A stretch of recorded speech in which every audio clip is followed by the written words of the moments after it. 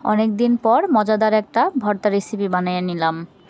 ফেলে দেওয়া লাউয়ের শিকলা আর বিচি দিয়ে আজকের এই মজাদার ভর্তা বানাবো। তাই এখানে লাগছে 2 পিস মাছ, আর অন্যদিকে কতগুলো কাঁচামরিচ আর পেঁয়াজ রসুন আর এক টুকরো আদা নিয়ে নিয়েছি। এদিকে মাছটাকে ম্যারিনেট করে নিয়েছি। এখন এটা ভেজে নিব হালকা করে, একবারে বেশি ভাজা যাবে না। তাই মাছগুলোকে এখানে দিয়ে দিলাম ভাজার জন্য।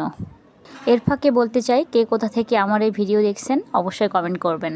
এখন মাছগুলোকে ওই প্লেটেই উঠিয়ে নিচ্ছি যেখান থেকে ওটা ম্যারিনেট করে দিয়ে দিয়েছিলাম। এখন এই পেঁয়াজ মরিচগুলোকে ভালো করে লাল লাল করে এখানে ভেজে নিব।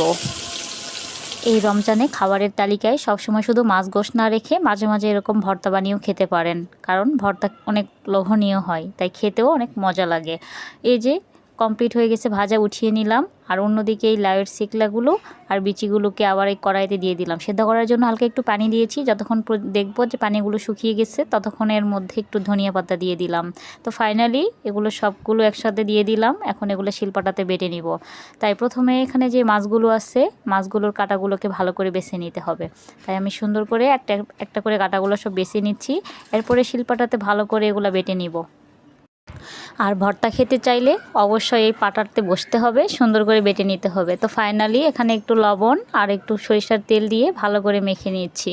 আপনারা এই পর্যায়ে টেস্ট করে নেবেন, যার যে যেমন নুন খাবেন সেটা দিয়ে দিবেন।